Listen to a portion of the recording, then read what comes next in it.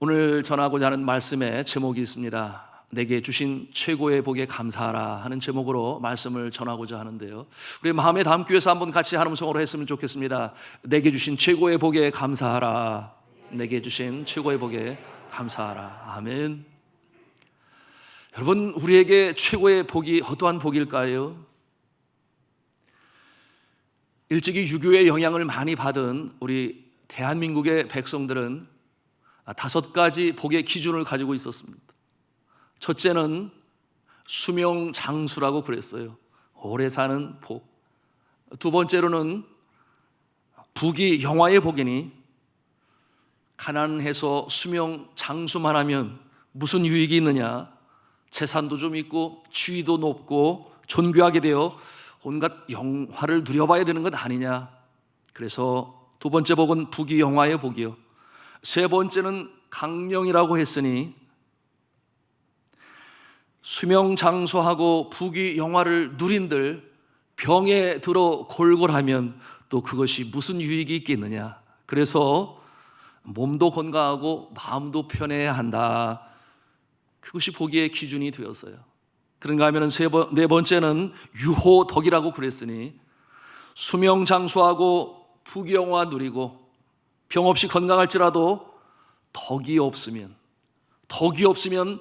사람들에게 비웃음과 손가락질을 받게 되니 사람은 자고로 덕이 있어야 한다는 것이었습니다. 그리고 마지막 5번째 복의 기준은 고종명이라고 했어요.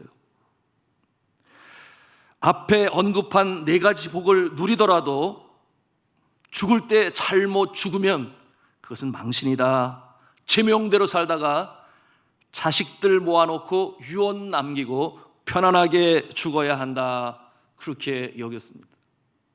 여러분, 이 모습이 너무나 좋은 복의 기준들이에요. 또 우리들도 그와 같은 모습이면 얼마나 좋을까, 그런 생각을 하지 않을 수가 없습니다. 실제적으로 이와 같은 복은 구약 성경을 통해서 이미 우리에게 주시는 하나님의 복이니 저는 기도합니다. 주의 사랑하는 성도 여러분의 삶에 이와 같은 복이 임하기를 저는 주님의 이름으로 축복합니다. 그런데 이러한 복이 어떻게 임하는지, 이 복의 근원에 대하여 세상은 확실히 알지를 못했어요. 그저 어렴풋이 알고만 있었습니다. 사람이 육으로만 지어진 것이 아니라 생명의 본체인 이 혼이 있다는 것도 우리의 조상들은 알았어요. 그리고 이 생명의 본체인 영혼의 창조주가 하늘의 주이신 상제다, 즉 하느님이시다라는 것도 알고 있었습니다. 이 하늘의 주인이신 하나님께서 인간의 생사화복의 주관자가 되시고 복의 근원이 되심을 알기는 알았는데 어려움풋이 알았어요. 구체적으로 알지 못했습니다. 유학의 최고의 스승이라 일컫는 공자는 이런 말을 했습니다. 조문도 석사가의라.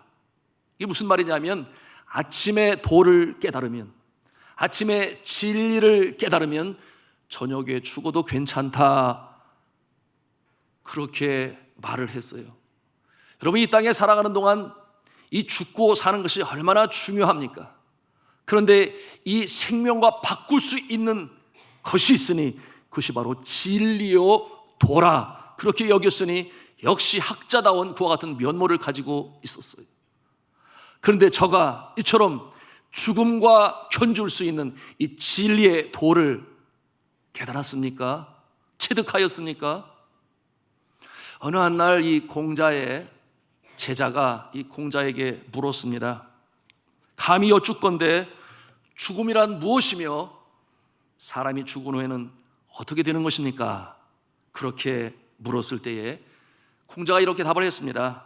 아직 이 세상의 일도 다 잘 알지 못하는데 하물며 어찌 죽음의 이후의 일까지 알겠느냐. 그렇게 답을 했어요. 세상 사람들이 이 신령한 세계를 깊이 알지 못하니 눈에 보이는 현실 세계의 복이 내가 수고하는 대로 얻는 줄로 알았습니다. 인생은 영적으로 창조된 존재이니 성경이 말씀하고 있는 바 하나님께서 복을 주실 때에 영혼이 찰됨같이 범사가 찰되고 강건하여진다는 이 진리에 대해서 소개를 받지를 못했어요. 참 안타깝지요. 성도 여러분, 말씀을 드립니다. 모든 생명의 창조주가 되신 하나님께서 복의 근원이 되는 줄로 믿으시기를 바랍니다. 하나님께서 모든 창조의 주가 되시니 만물의 주인이 되시니, 그러니 하나님께서 인생에게 복을 주시고자 하실 때에 먼저 우리의 심령에 복을 주세요.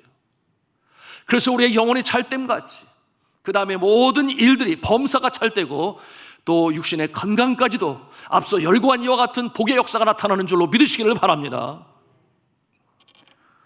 이와 같은 복을 가리켜서 신령한 복이다, 그렇게 오늘 성경 본문은 말씀을 하고 있어요.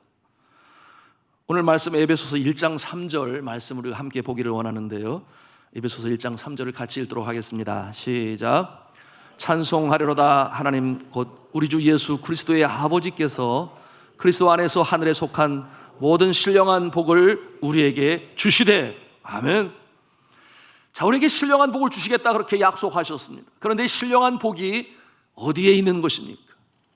이 신령한 복이 하늘에 속해 있다 그렇게 말씀하고 있어요. 당연하지 않습니까? 하나님께서 복의 근원이 되시니 이 신령한 복은 하늘에 곧 하나님께 속해 있는 것입니다. 그런데 이 신령한 복을 우리에게 주시는데 직접적으로 주시지 아니하시고 누군가를 통하여 주신다 그렇게 말씀하고 있어요. 그러니 하나님과 우리 사이에 중보자가 있다 그렇게 말씀하고 있으니, 여러분, 이 중보자가 누구시겠습니까? 예수 그리스도시죠. 왜 예수 그리스도시겠습니까? 첫째, 이 예수 그리스도는 저 하늘나라의 성삼위일체 하나님 중에 한 분이시니 바로 성자 예수님 아니시겠습니까? 그리고 그는 하나님의 아들 아니시겠습니까? 그런가 하면 두 번째 이유가 있으니, 예수 그리스도께서 이 땅에 강림하셔서 육신의 몸을 입고 태어나셨으니 인류의 대표자가 되시는 것입니다. 여러분, 성경은 말씀을 합니다.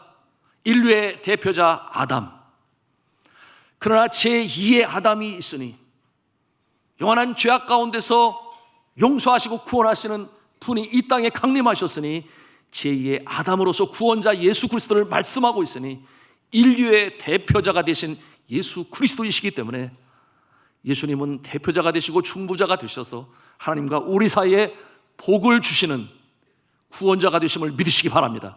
세 번째 이유가 있으니, 저와 여러분 인류의 죄를 사하시기 위해서 예수 그리스도가 친히 우리의 죄를 짊어지시고 십자가에 달려 돌아가셨기 때문입니다. 여러분, 예수님은 아무런 죄가 없으셨어요. 그런데 하나님을 거역하여 용서함 받지 못할 그와 같은 죄 가운데 빠지는 인생을 긍휼히 여기셔서 자원하는 마음으로 이 땅에 친히 인간의 몸을 입고 내려오셔서, 그리고 저와 여러분의 죄를 다 짊어지시고 비아 돌로로사 십자가의 길을 걸으셨습니다. 그리고 골고다 언덕에 그 손과 발에 못 박히시고 십자가에 달리셨으니 그가 무도한 사형수들에게만 언도되어지는 이 처참하고 끔찍한 십자가형을 통하여 물과 피를 다 쏟으시니 그 모습을 통하여 우리의 죄가 용서함 받았는 줄로 믿습니다. 그러니 하나님께서는 우리에게 복을 주실 때에 우리가 어떤 면이 잘나고 어떤 면이 능력이 있어서가 아니라 바로 예수 그리스도, 나의 아들 예수 그리스도가 십자가에 달려 그 모든 죄를 용서함 받기 위하여 제물이 되었으니 이제 내가 너희들을 다시금 나의 자녀로 나의 백성으로 끌어안겠다 하신 것입니다. 그러니 이제 하나님과 우리의 사이의 관계가 회복이 되어진 것이죠. 여러분, 그러니 이 하나님께서 우리를 사랑하시는데 우리가 그렇게 사랑받을 존재인가? 여러분, 하나님께서는 우리를 많이 사랑하는 줄로 믿으시기를 바랍니다. 하나님께서 창조주가 되시기 때문에 그러시죠. 여러분은 어머니가 어린 자신의 아가를 사랑하듯이 그리고 집안에 가장된 이 아빠가, 남편이 가정을 사랑하고 자녀들을 책임지듯이 하나님께서는 우리를 그렇게 사랑하시는 것입니다. 자, 이처럼 하나님께서 우리를 사랑하실 때에 우리가 하나님 앞에 아무런 공로 없지만 해야 할 그 무엇이 있다면 해야 할 것이라기보다는 그저 우리의 마음을 여는 것입니다.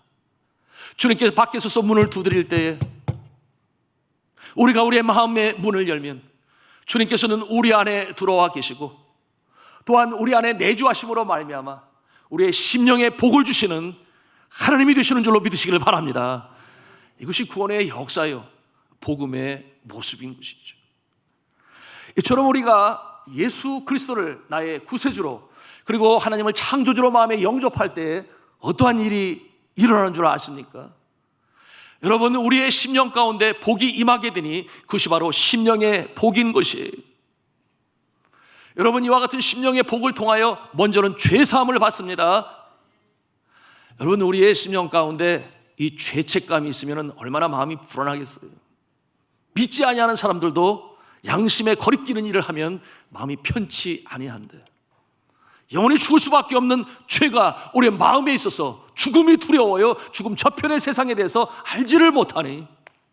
그런데 우리가 예수 그리스도를 믿게 되니 우리의 심령 가운데 성령께서 내주하셔서 영원한 하늘나라의 소망을 갖게 하시고 믿음을 갖게 하시니, 또한 우리 마음속에 가지고 있었던 이 영원한 죄의 죄책감으로부터 우리를 해방시켜 주시니 우리의 마음에는 세상이 주지도 알지도 못하는 하늘의 평강이 우리의 마음을 가득 채우는 줄로 믿으시기를 바랍니다. 그런가 하면은 두 번째로 그 심령의 주의 영이 함께 하신다 그러셨는데요. 여러분, 그 결과가 어떠한 모습일까요? 8절 말씀을 통해서 우리에게 보여주고 있습니다. 우리 8절 말씀을 찾아가서 읽도록 하겠습니다. 시작. 이는 그가 모든 지혜와 총명을 우리에게 넘치게 하사, 지혜와 총명을 우리에게 넘치게 하사 그랬어요. 7절에서는 죄사함을 받게 하신다 그렇게 하셨고, 이제 8절에서는 지혜와 총명을 우리에게 넘치게 하신다. 여러분, 이 지혜와 총명은 하나님께서 주시는 지혜와 총명이니 우리가 세상에서 배우고 체득하는 그와 같은 지혜와 총명과는 너무나 다른 것이에요. 그 대표적인 인물이 있었으니 구약 성경에 등장하는 이스라엘의 세 번째 왕인 솔로몬 왕 아니겠습니까? 저가 1000번제를 드린 후에 하나님께서 그에게 물었어요. 내가 무엇을 갖기를 원하느냐? 그렇게 물으셨을 때 내가 하나님께서 나에게 맡겨주신 이스라엘 백성들을 잘 치리하기 위하여 지혜를 갖기를 원합니다. 그렇게 자신이 원하는 바를 하나님께 말씀드렸을 때 하나님께서 지혜만 주신 것이 아니라 곁들여서 그에게 부와 존귀와 명예도 주셨어요. 여러분, 지혜를 통하여 주변 이웃나라 왕들까지도 바로 이 솔로몬에게 찾아와서 멘토의 역할로 조언을 듣기를 원했고 지혜의 말씀을 듣기를 원했으니, 여러분, 이 지혜는 정말 대단한 것인데요, 이 지혜를 통하여, 총명을 통하여 하나님께서는 그의 선한 이 사랑 많으심과 또한 죄 가운데 있는 자를 구원하시는 일에 우리를 사용하시는 줄로 믿으시기를 바랍니다. 이것이 지혜를 가진 자의 모습으로 삶 가운데 나타나는 것이죠. 여러분, 하나님께서 우리 인생을 창조하신 목적이 있어요. 물론 사랑하시기 때문에 우리를 만드셨으나 사랑하는 자들을 통하여 우리에게 기대하시는 바가 있으니 오늘 말씀을 통해서 우리에게 이렇게 말씀하고 있어요. 12절을 찾아가서 우리가 함께 보도록 하겠습니다. 12절 말씀을 같이 읽겠습니다. 시작. 이는 우리가 그리스도 안에서 전부터 바라던 그의 영광의 찬송이 되게 하려 함이라. 아멘. 자, 그리스도 안에서 전부터 바라던 하나님의 영광의 찬송이 되게 하려 함이라. 이게 무슨 말씀이겠어요? 하나님의 영광의 찬송, 하나님의 이름을 높이는 그와 같은 일들로, 행함으로, 실천으로, 마음으로 이 세상에 살게 하신다, 그런 뜻이에요. 그러니 우리가 예수를 믿고 이 세상에 살아갈 때 가정에서나 일터에서나 이웃 가운데 하나님의 자녀들로서 저들에게 선한 일을 행합니다. 주님이 주시는 지혜와 총명을 가지고 그와 같은 모습으로 다가가는데, 이 모습은 예수님께서 이미 본으로 보여주시지 않았겠습니까? 이와 같은 모습은 세상의 복의 개념과 다르니 그런 많은 경우 특별히 오늘날 같은 개인주의가 판을 치고 있는 이 시대에는 나 한 사람이라고 하는 울타리를 넘어서지를 못해요. 그저 내가 잘 되고 내 자녀가 잘 되고 그리고 내가 건강하면 되고 내가 부귀 공명 영화를 누리면 되고, 그러나 예수님은 그러시지 아니하십니다. 나라는 울타리를 넘어서서 우리를 생각하시고 인류를 생각하신 예수 그리스도의 그 사랑이 우리의 삶 가운데 나타날 때 하나님의 영광에 찬송이 되는 줄로 믿으시기를 바랍니다. 그러니 나라는 울타리를 넘어서요. 예수님이 병든 자, 가난한 자, 어려운 자를 바라볼 때 눈으로 보셨을 뿐 아니라 마음으로 느끼셨고 그리고 손과 발로 행하셨습니다. 여러분, 믿지 아니하는 사람들도 불쌍하고 어려운 사람들을 바라볼 때에 너무나 불쌍하다, 그렇게 측은히 여길 수 있는 마음은 있어요. 그러나 예수님은 그와 같은 모습이 아니셨으니 예수님을 따르는 우리도 마찬가지여야 합니다. 불쌍히 여기는 것으로 그치는 것이 아니라 손과 발로 행함과 진실함으로 사랑을 실천하여 하나님의 영광에 찬송이 되시기를 주님의 이름으로 축복합니다. 이와 같은 모습이 실제적으로 우리 믿음의 사람들의 삶 가운데 많이 나타나죠. 여러분, 지난 주간에 국민의 배우 또는 국민의 아버지라고 하는 별명으로 존경을 받고 있는 연예인 한 분이 소천하셨어요. 여러분, 누군 줄 아시죠? 송재호. 83세의 일기로 세상을 떠나셨습니다. 그래서 지난 11월 10일에 오륜교회에서 이제 교회장으로 천국 환송 예배를 드리게 되었어요. 왜 그렇게 하게 되었는가? 여러분, 제가 1980년 초부터 이 오륜교회가 상가교회로부터 개척되어 시작할 당시부터 얼마나 신실하게 이 교회를 섬기셨는지, 그리고 그분이 참 인자한 인상 아니겠어요? 그래서 이 성도들을 사랑으로 섬겼는데 그처럼 많은 성도들의 믿음의 본이 되었습니다. 여러분, 그 어려운 시기들을 지나고 나서 이제는 오륜교회가 대형교회가 되었어요. 그러니 그 수많은 수고와 섬김을 통하여 그가 소천했을 때 많은 성도들이 참으로 안타까워했고 그렇게 존경을 받으시는 분이 가셨구나 마음 아파했습니다. 그런데 여러분, 이분이 젊었을 때는 예수를 믿지 아니했어요. 그의 삶이 너무나 힘들었습니다. 저가 무속신앙을 가지고 있었으니 자신의 주머니에 부족들을 한두 개가 아니라 여러 개를 놓고 다녔는데요. 그래서 액땜을 하려고 그와 같은 모습으로 살았는데, 그런데 이 기독교에 대해서 얼마나 부정적이었는지, 여러분, 기독교인이 가까이 오게 되면 그 부족이 부정탄다 생각을 해서 스스로가 예수 믿는 사람들을 곁을 떠나서 다른 곳으로 피하곤 했다고 그랬어요. 여러분, 이와 같은 모습을 하나님께서 복 주시겠습니까? 그가 열심히 수고하고 활동적으로 여러분 이와 같은 프로그램에도 나가고 드라마에도 나가고 그랬습니다만은 경제적으로 너무 힘들었다 그랬어요. 그러니 삶이 어려워서 너무나 인생이 고단하고 힘이 드니 저가 3번씩이나 어떻게 죽을까, 이렇게 죽을까, 저렇게 죽을까, 극단적인 선택을 아주 심각하게 3번씩이나 생각했다 그랬어요. 그러던 1980년 어느 한날에 한 라디오 방송 프로그램에서 지인을 만나게 되었고 지인의 전도를 받게 되어 기독교 신앙이 무엇인가 처음으로 눈이 뜨게 되었다고 그랬어요. 그럼에도 불구하고 어려움이 있었으니 그의 아내가 또 이 무속 신앙으로 적어도 1년에 한 번씩은 100만 원씩을 들여서 굿을 버렸다고 그랬어요. 심지어는 남편에게 예수 믿으면 죽을 줄 알아? 이렇게 으름장까지 놓기도 했었다고 했습니다. 그런데 저가 본격적으로 신앙생활을 하게 된 계기가 있었으니 그의 아내가 변화된 것입니다. 어느 날 그의 아내가 성경책을 사가지고 자신에게 왔는데, 우리가 예수 믿어야 돼, 우리가 교회 나가야 돼, 그렇게 얘기를 하니 너무 깜짝 놀라게 되었는데요. 어떤 일이 벌어졌는가? 꿈속에서 세상의 꿈속에서 예수님이 나타나서 바로 이 아내에게 예수 믿지 않으면 안 될 정도로 그 꿈인지 생시인지 너무나 확연하게 인상적으로 그 꿈을 꾸게 되니 그 마음에 한편으로 불안함이 일고 한편으로 예수 믿지 않으면 안 되겠다 이와 같은 마음을 갖게 되니 여보 우리가 예수 믿고 교회 나가야 돼. 그래서 신앙생활을 시작하게 되었습니다.